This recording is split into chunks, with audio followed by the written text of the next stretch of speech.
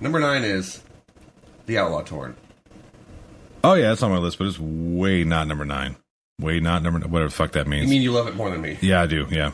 Well, I'm gonna go and put that. I'm gonna go put it out. That's my number 4. Oh wow. Yeah. Macho. Yeah. I put that one up there because. Well, yeah. Why is it your number 9? And I'll tell you why it's my number 4. Because I absolutely love it. Yeah, it's an amazing song. It's what's the word I'm looking for? It's groovy, I guess is the word I'd use. Like I like to just. It's like 70s. No, porn. not like 70s porn groovy. Like just listen to it and just kind of Yeah. No. It's the opposite of the headbanging in Metallica. It's, sure. I don't whatever. No, look, I'm right there with you on that. Like I said, this is my number 4 because of just the whole song structure itself. It is such a metal tune that does not get recognized as a metal tune because Metallica did it. Had any other band out there done this song, well, not any other band, but had any band at that time in the 90s, any rock or metal band done that song in the 90s, it would have been an immediate classic, even though it's fucking 10 minutes long. You know what's funny? What's that? For the longest time, I didn't know he actually said The Outlaw Torn. Really? Yeah. That whole thing he sings? Yeah, that last part. Okay, I guess I'll give it... Yeah. I think I always thought he said the town, this town untorn. And then I think like 5-6 years ago, I was like, I'm an idiot. 5-6 years ago, I said, let me read the lyrics that come on the CD or cassette. That's back when they still had cassettes, too. Well, yeah, that was the first CD that they didn't have lyrics in their booklet. Was it? Yep. Oh. Yep. And YouTube wasn't a thing, or Google wasn't a thing back then. No. All right, so my number 9. It's number 9, right? Yeah. Yeah, my number 9 is Escape from Ride the Lightning. Again, another underrated song. Oh, come on, dude. That song is... Oh, the use of harmony, the way the two guitar players, the way they play off each other. I guess two guitar players, technically, it was the way James Hetfield played off himself. Right. Which sounds a little... But... masturbatory. Masturbatory, yeah. Yeah, but no escape. Or not no escape, just escape. I don't know why. Yeah, no, Escape. Yeah. Very underrated song. Yeah. I really like that song, too. Yeah, Ride the Lightning. Good album. It's all about death. That whole thing, yeah. I wish people would understand that was kind of a concept album before. Yeah. That was a concept album without it being officially labeled as a concept album. It takes a while, or it took a while for you to catch on. You're like, right. Hey, wait a second. Yeah, if you look at all the all the songs, yeah, Fight Fire with Fire, and then Ride the Lightning, For Whom the Bell Tolls. I'd explain that to one of my friends. He's older than me, so he's been around with Metallica a lot longer, and he didn't even get it. And I was like, dude, come on. It's a little more obscure, but anyway. So number 8. What do you got? Number 8 is a sequel. Oh God, it is. Just stop it now. It is The Unforgiven 2. Oh man. And I'll tell you why.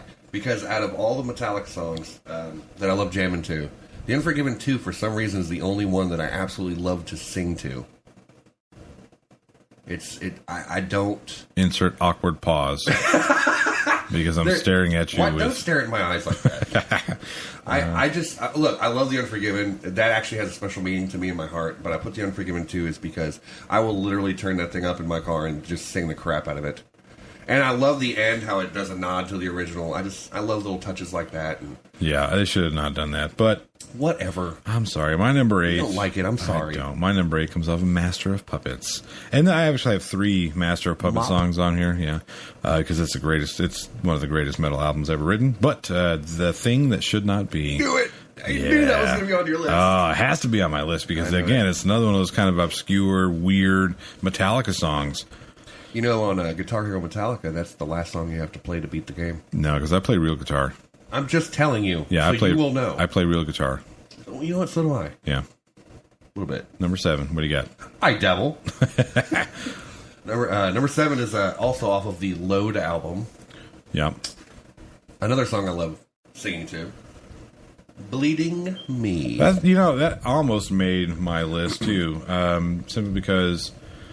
Yeah, Bleeding Me. That's a cool one. I like that. I love the riff. Yeah, I love playing it. Every time I pull out my acoustic. That's another one of those Metallica songs that had anybody else in it. Had Soundgarden done that song, people would love the shit out of it. I think a lot of people do like Bleeding Me. Yeah, but I'm talking. It wouldn't be. It wouldn't be kind of. I don't know. I guess it seems to me like it's one of those Metallica songs that really. It is a Metallica song, but it really isn't. You know what I mean? It seems like they were kind of, a little bit too much into the sound of the 90s when they put that out. Too much. That's what happens, right? Too much Soundgarden, too much STP. That's what happens when the years go by. Alice in Chains. Things change. I know, I get it. I'm not against Chains. I'm not one of them. I'm not either. Said, I think Metallica sucked after the. Well, the reason I love the Load album so much is it's got jizz on the cover. What'd you say? It has jizz on the cover. Yeah, It's not. I might love jizz. Oh, you what? Whoa. No.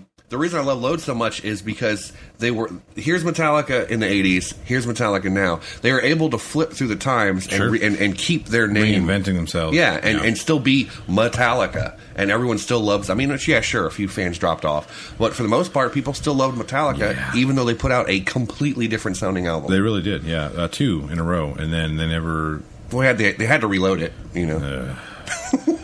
My number 7... is again off of Master of Puppets and would be Disposable Heroes. I love that opening riff.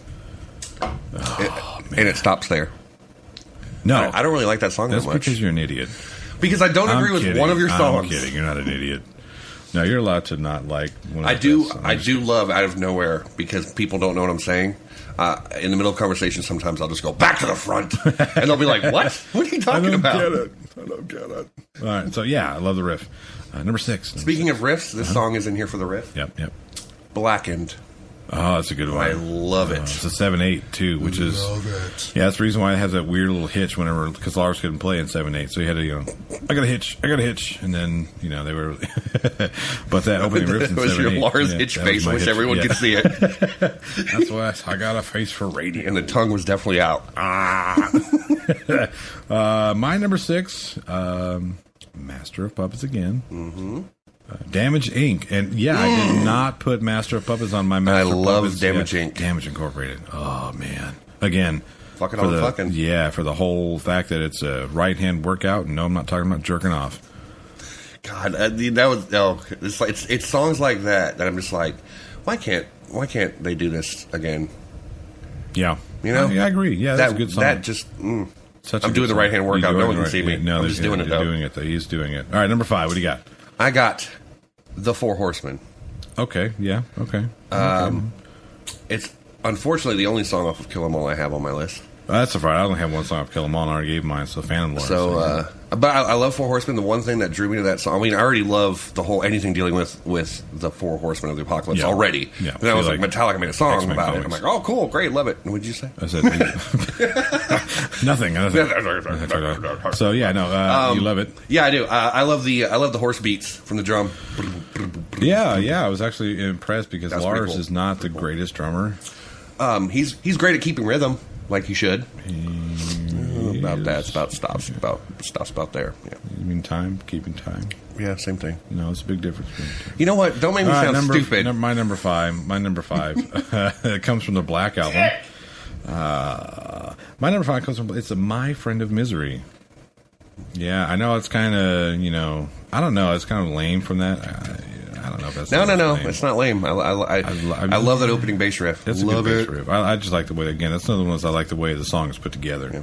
That's another song where I would say it's groovy. I know I'm using the word wrong, but that's how I envision groovy. Like you kind of 70s vagina. God, Jesus. Does your dick have sideburns? Pippi Longstocking pussy. Oh Lord. Number 4. What you got? My number 4 is Welcome Home. Oh, okay. So okay, cool. I don't think I have to tell you why. No, you don't. But tell them why. Tell them why? Sure. Because it's awesome. Fair enough. Duh. Right. No, every bit about it. It's for the same reason. Other songs are on my list. Sure. I love the slow. I love the fast. I love how it changes pace. Yeah, it's put together really well. Yeah, that's Cliff Burton at his best. And the whole Master of Puppets, and Cliff Burton's. And I do love singing that song. Yeah, I bet you do. Oh, whatever. I've already given you my number 4. It was Outlaw Torn. So we're going to move on to number 3. What's your number 3? My number 3. Creeping Death. That was horrible. That was awful. But I don't give a shit. Yeah, it's fine. I Creeping love Death, it. yeah. Creeping Death, along with my number 2 song, which I'll tell you in a minute, obviously. Yeah. To me, are the greatest metal songs ever written. I would say, yeah. I would have to say Master of Puppets and Creeping Death are the greatest metal songs. When you say, I want to hear the hardest Metallica can get, okay. Yeah, those two would definitely be the ones. And I'm sorry if I spoiled your number 2. I didn't mean to. I was just running with it. But no, okay. Number 3 for me, and it's kind of high on my list. And I think I'm going to catch a lot of hell for this one because it is a song from Saint Anger. Is it? Can see if I can guess it. Let's see what you got. It's either. No, wait. Ooh, I know it. All right, what is it? I can't remember what it's called. Just say it. I forgot. I know the song though. You do? Yeah. How's it go? It's the one that says "fuck" in it. Well, there's a lot of them that say that. I think all get the fuck out. Yeah, that one. Yeah, the unnamed feeling. Yeah, damn it. Yeah, that's it. Yeah, again, another one of those. Hey, turn your phone off. Oh, we'll have none of that in the booth. None of that in the booth. So yeah, the unnamed feeling. I just love the way that song's put together. I'm not necessarily thrilled with the lyrical delivery or the production of that entire album. You know, there's a lot of songs on the album that actually sounded cool, and then my dogs are making noise. The dogs are made to do that. I love them things. They're flea bags. I love them dogs. Flea bags. No, they're not. And we should have a whole like podcasty thing talking about the differences between cats and dogs. Yeah, because I have cats and you have dogs. George Carlin did that already. Well, he's dead now. Oh, R.I.P. Anyway, he's very missed. Unnamed Feeling. Very missed. Great song. If I had to pick a Saint Anger song, I would. Yeah. You would not? Okay. Number 2. Number 2 is, Master Puppets. Absolutely. Sorry, didn't mean to spoil it. Yeah. The thing that I absolutely love about Master of Puppets is, I don't know, maybe about 4 to 5 minutes into the song, I think you know what I'm talking about. Nope. 4 to 5 minutes into the song. Where it slows down. Where it slows down. Yeah, and it goes all beautiful. It goes all pretty. And melodic. Yeah. And, I don't have to say much about this song. Everybody knows my song's everybody great. knows Master Puppets. And there's 2 songs on my iPod that I will absolutely never skip, and Master of Puppets is one of them. Well, that's good to know. If it comes on, listening. No, yeah, listening intensely. They were shut up. Master of Puppets is on. All 8 minutes and 16 seconds of it. My number 2 comes from And Justice for All. And it's the Frayed Ends of Sanity. Ooh, yeah, come on now. When you have, there's a lot of. Look, we're gonna have to get control. Listen, okay, I have to say, I do work in retail, and it's cares. getting up to Christmas time. Nobody cares, and I have people. Dude, it's people who November. count on me. I have people. I said getting up to, not there November. Yet. And what's at the end of November? I'm giant turkey shit. I'm a giant turkey monster. If no one's ever seen Thanksgiving, don't. Yeah, good. Frayed Ends of Sanity. I love the way they. It's a great song. Yeah. It's one of them. Very long tunes that has the awesome Wizard of Oz reference and the riff. Oh man, yeah. You want to talk about that Shortest Straw? I love Shortest Straw's riff. Yeah, well, good. We're actually down to the honorable mentions. Okay. So, who are your honorable mentions? Oh, my honorable mention is absolutely the one I couldn't fit on the list, and it pissed me off, and it's Battery. Because to me, that is the greatest opening of any Metallic song ever. Yeah, they got a lot of flack for that one, too. I don't care. I don't either. But it's like my friend, the same one I was talking about earlier, he's like, oh, yeah, Battery, great intro. And then it all just falls to shit. Well, and I'm like, I don't think it does. Yeah. He's like, Battery, what is that shit? I'm like, I like it. Shut up. Your friend's starting to sound like an idiot to me. He can be. Yeah. I hope he knows we're talking about him. He's probably listening to the sound of our voice right now. Yeah. Oh, God. Hey. Can you hear me? Can you hear me now? Fuck off. Let's see. No other honorable mentions? Fruit and Beltholes. And I'll throw that in there because when I was in my band, that was a song we used to practice to. Yeah. Because it kept perfect rhythm through the band. Sure. And took a way to warm up. It was a great warm up song. Yeah, good way and I love it.